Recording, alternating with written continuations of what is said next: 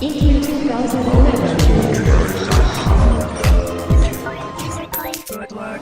is Skyrim. It looks beautiful. Here it is running on the 360. It is a huge, epic fantasy game where you can be who you want and do whatever you want. We're really, really pushing the hardware.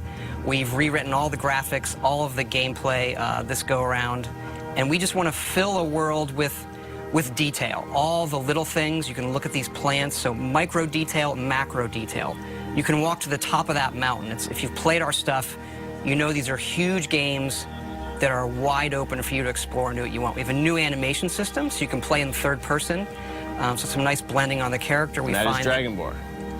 That is, you can be whoever you want, male or female. This is the character we're showing. So a lot of people like to play in third person, so it's a real viable option this go around. As you, I mean, you've got wildlife. You've got, I mean, the world is really alive. Really, really alive. So we push for, and it's you are who you play. The right trigger does your right hand. The left trigger does your left hand.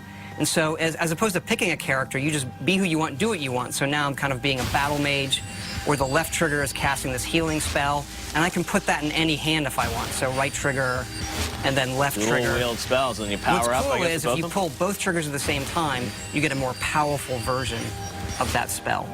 Now we're headed up high up into the mountains where it gets snowy to this Nordic ruin. This is one of our over 150 dungeons that we have in the game, and the ancient Nords used to worship dragons. So here we are inside the dungeon with our bow. We do have a lot of cool stealth gameplay as well. So we really want to pay off on all of those different styles of gameplay, whether it's stealth, melee, magic. As this person is switching between first and, or in this playthrough first and third, do you think a lot of people are going to play it that way, or? You know, I prefer first person myself, but I noticed a lot of people just like to run around in third person. You can also dual wield swords. Okay, wow. Actually, dual wield any one-handed weapons. And you'll see me use a shout here. It's one of our magic powers you can do. There are a lot of shouts throughout the game, right? These dragon shouts? Yep.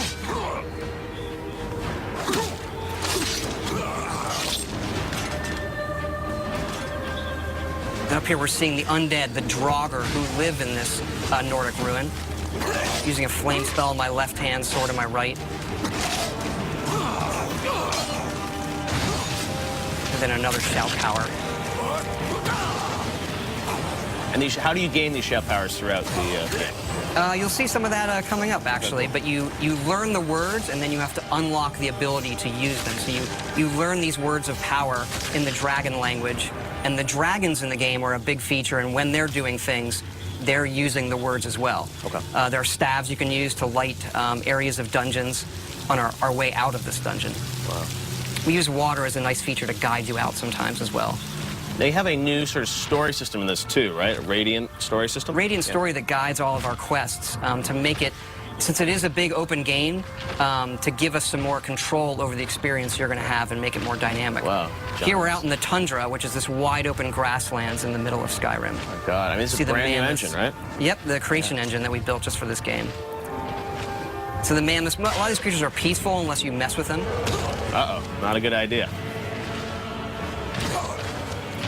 And you can also breathe fire like the dragons. That's one of the shouts. Okay. I'm going to use coming up here. Dragon breath.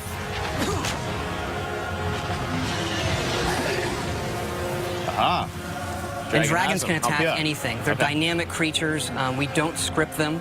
So when we're playing the game, we don't know what they're going to do often. They are these big boss fights that are dynamic and interesting in ways that, we've never experienced in a game before. Now, I read a rumor online this week that the game is over 300 hours, or you can spend at least 300 hours in the game. There is at least 300 hours in it. We kind of have stopped counting. There was so much stuff in this game. Oh, and here's a battle with a non-friendly dragon. Kind of getting some help from the guards of this tower here. And then when they die, you absorb their souls, and this allows you to unlock words of power, shouts that you've learned, and power them up. And then we also have fights in the game in times where there are multiple dragons. So here comes another one up there, a frost dragon. They're even more powerful than the dragon that I just defeated with the help of the guards. And what's cool about this game is, dragons are not just going to come into the, the final 10% of the game. I mean, you're going to see them throughout the game, right? They are creatures like any other, and you see them not from the initial get-go, but you see them throughout the game, yes. I was reading your character sort of starts this game, you're on your way to your execution, is that true? You are being led to your execution. This is another shout there, Storm Call. So this calls a storm that brings lightning down to defeat your enemies, one of the more powerful shouts. Right.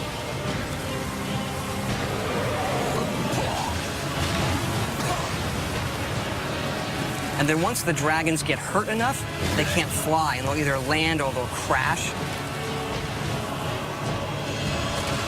And how will your relationship with these dragons change throughout the game? I mean, obviously, there's some that will be friendly to you. I don't want to quite spoil it yet, but they all aren't out to destroy the world, and why they're back and what they want is part of the mystery of the main quest in the game that you're going to uncover.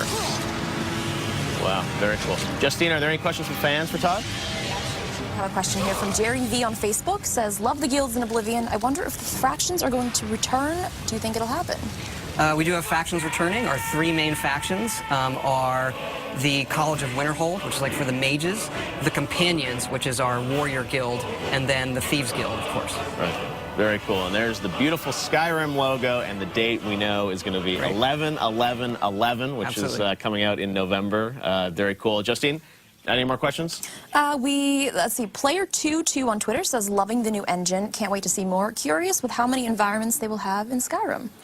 There's a lot. It's another thing where we stopped counting. I mean, we have 7 major different regions in the game. You've seen some of that where we get into snowy mountains and pine forests and fall forests, that open tundra, lots of different dungeon types. I mean, we go at this each time trying to make the biggest, craziest role-playing game we possibly can and let people just do whatever they want.